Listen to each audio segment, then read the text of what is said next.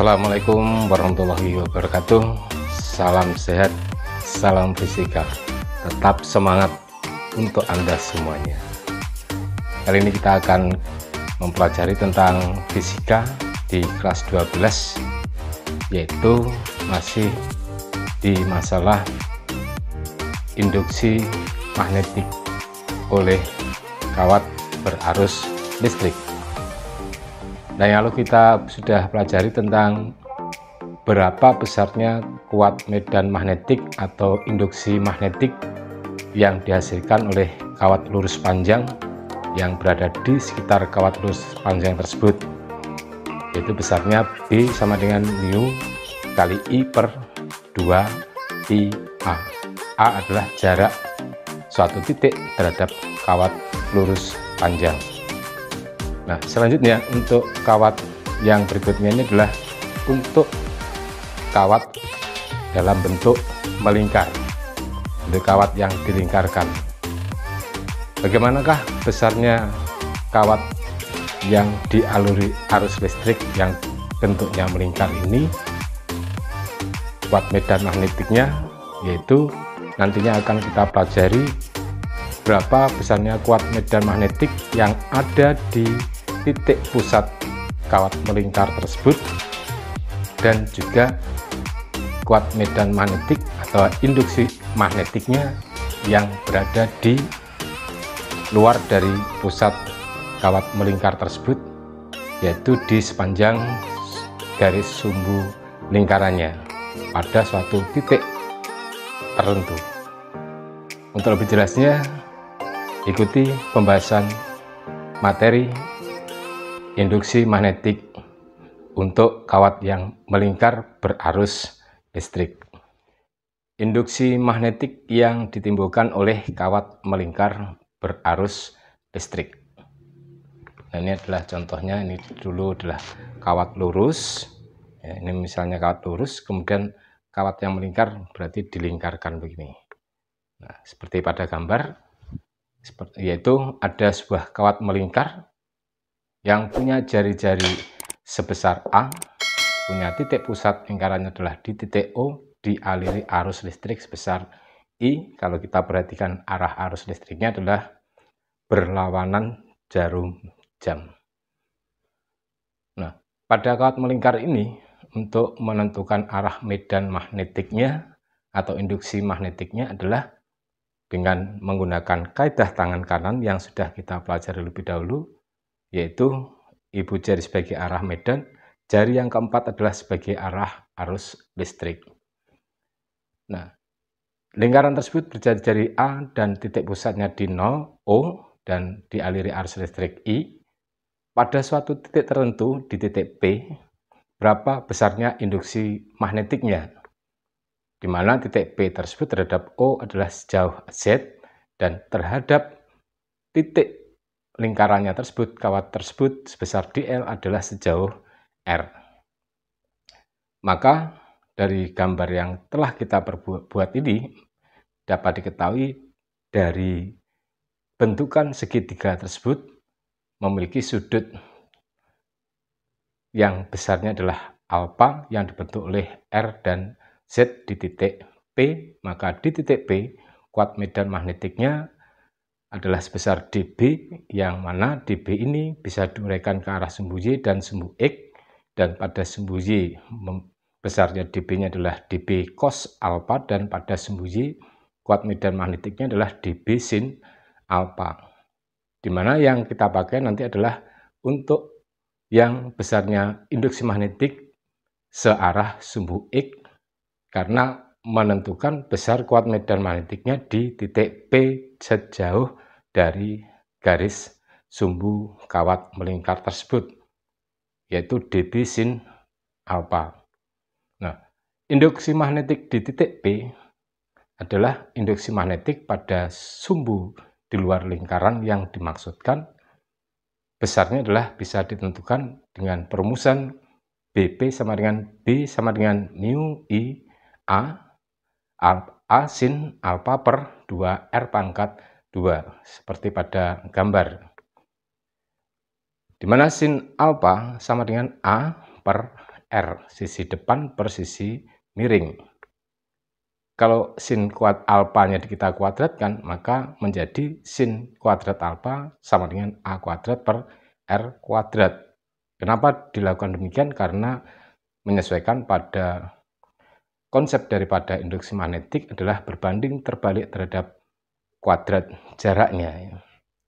Sehingga A per R pangkat 2 sama dengan sin kuadrat alfa per A, maka B di titik P adalah mu I per 2A sin pangkat 3 alfa. Masih dalam kaitannya dengan gambar tersebut, bagaimanakah besarnya kuat medan magnet di titik pusat kawat melingkar tersebut? Yaitu pada titik O, alfanya adalah 90 derajat, maka besarnya induksi magnetik di titik O adalah BO sama dengan B sama dengan mu I per 2A sin pangkat 3 alfa, karena sin pangkat 3 alfa adalah sin 3 pangkat 3 90 derajat, nilainya adalah 1, sehingga B di O adalah B sama dengan mu I per 2A. Nah, bagaimana untuk kawatnya melingkar ini tidak hanya satu, tapi lebih dari satu. Kemudian kita sebut sebagai menghasilkan kumparan tipis. Nah, untuk kumparan tipis itu maksudnya adalah kumparan yang ketebalannya dapat diabaikan, sehingga besarnya kuat medan magnetik yang dihasilkan oleh kumparan tipis itu adalah B sama dengan N mu 0 I per 2A, di mana B induksi magnetik, N jumlah lilitan, I kuat arus, A jari-jari lingkarannya, dan mu 0 adalah permeabilitas vakum yang besarnya 4pi kali 10 pangkat min 7 Weber per ampere meter. Nah, konsep ini kemudian marilah kita gunakan untuk menyelesaikan beberapa contoh soal berikut. Sebagai contoh soal yang nomor 1, sebuah kawat melingkar yang terdiri dari 100 lilitan dan memiliki jari-jari 20 cm dialiri arus listrik 2 ampere. Tentukan besar induksi magnetik di suatu titik yang berjarak 15 cm dari pusat arus melingkar. Kita selesaikan.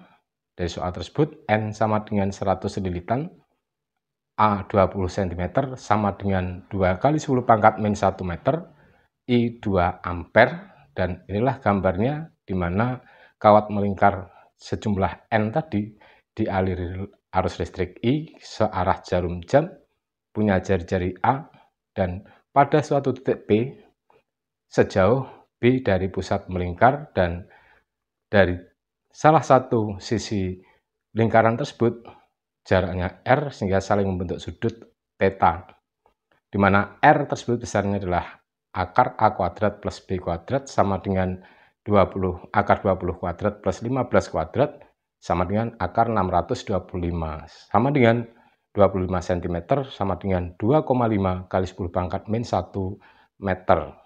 Nah, perhatikan segitiga yang dibentuknya sin theta sama dengan A per R, berarti sama dengan 20 per 25 sama dengan 0,8. Nah, ini kita gunakan untuk menyelesaikan kuat medan magnetik di titik P, yaitu BB sama dengan mu 0 INA sin alfa per 2R kuadrat, sehingga sama dengan 4pi kali 10 pangkat min 7 kali 2 kali 10 pangkat 2 kali 2 kali 10 pangkat min 1 kali 0,8 dibagi 2 kali 2,5 kali 10 pangkat min 1 kuadrat sama dengan 40,192 kali 10 pangkat min 6 dibagi 12,5 kali 10 pangkat min 2 sama dengan 3,2 kali 10 pangkat min 5 Tesla. Contoh kedua adalah kawat lurus yang sangat panjang, hampir bersinggungan dengan kawat melingkar. Jika I1 sama dengan I2 sama dengan 5 ampere dan jari-jari lingkarannya 10 cm, maka berapakah besarnya dan arah induksi magnetiknya di titik P seperti nampak pada gambar. Itu kawat melingkar dialiri arus listrik I1, kemudian ada kawat lurus panjang dialiri listrik I2. Di titik P dari kawat melingkar tersebut yang akan kita cari berapa besarnya induksi magnetiknya. I1 sama dengan I2 sama dengan 5 ampere, R sama dengan 10 cm sama dengan 10 pangkat min 1 meter, maka untuk menentukan besarnya kuat medan magnetik di titik B, kita cari dulu dari kawat melingkar yang dialiri arus listrik tersebut. Kalau kita gunakan kaidah tangan kanan, maka arusnya searah jarum jam pada titik B, kuat medannya masuk bidang baja. Maka B1 adalah sama dengan mu 0 I1 per 2A untuk kawat melingkar, maka B1 sama dengan 4Pi kali 10 pangkat min 7 kali 5 per 2 kali 10 pangkat min 1 sama dengan 3,14 kali 10 pangkat min 5 Tesla. Induksi magnetik oleh kawat lurus panjang di P keluar bidang baja. Nah, kawatnya lurus ya. Kawat lurus tadi kalau kita perhatikan seperti ini, arah medan magnetiknya di titik P adalah keluar bidang baja, sehingga untuk yang masuk diberi tanda positif, yang keluar diberi tanda negatif nantinya. Jadi B2 sama dengan mu 0 I2 per 2PA, yaitu B2 menjadi sama dengan 4Pi kali 10 pangkat min 7 kali 5 per 2Pi kali 10 pangkat min 1 sama dengan 1 kali 10 pangkat min 5 Tesla. Maka di titik P, kuat medan magnetiknya adalah BP sama dengan B1 plus min B2 sama dengan 3,14 kali 10 pangkat min 5 dikurangi 1 kali 10 pangkat min 5 sama dengan 2,14 kali 10 pangkat min 5 Tesla. Arahnya adalah masuk bidang baja.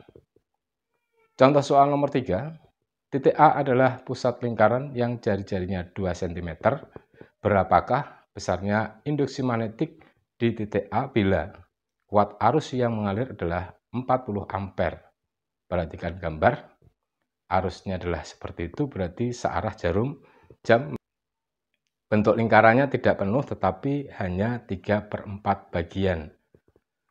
A sama dengan 2 cm sama dengan 2 kali 10 pangkat min 2 meter, I 40 ampere, maka B di A adalah BA sama dengan mu 0 I per 2A kali hanya 3/4 bagian dari lingkaran.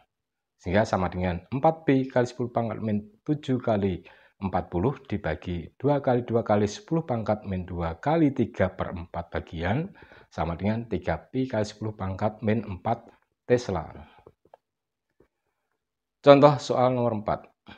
Dua buah konduktor berbentuk setengah lingkaran dengan jari-jari A sama dengan 5 cm dan B sama dengan 10 cm.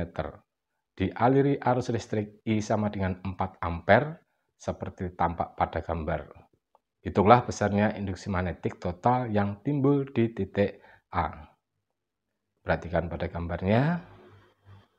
Hingga dari gambar tersebut sudah jelas bahwa arus listriknya mengalirnya searah jarum jam. Untuk kawat A searah jarum jam berarti seperti ini ya. Oh, ini berlawanan, berarti searah jarum jam begini. Berarti arah medan magnetiknya adalah masuk bidang baja. Baik A maupun B, di mana A-nya adalah 5 cm sama dengan 5 kali 10 pangkat min 2 meter. B 10 cm sama dengan 1 kali 10 pangkat min 1 meter, dan I-nya adalah 4 ampere.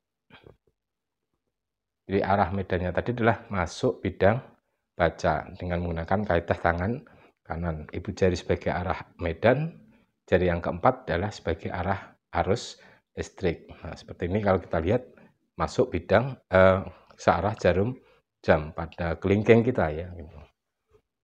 Maka untuk pencariannya di A dicari dulu B1 yang besarnya adalah setengah lingkaran kali mu 0 I per 2A.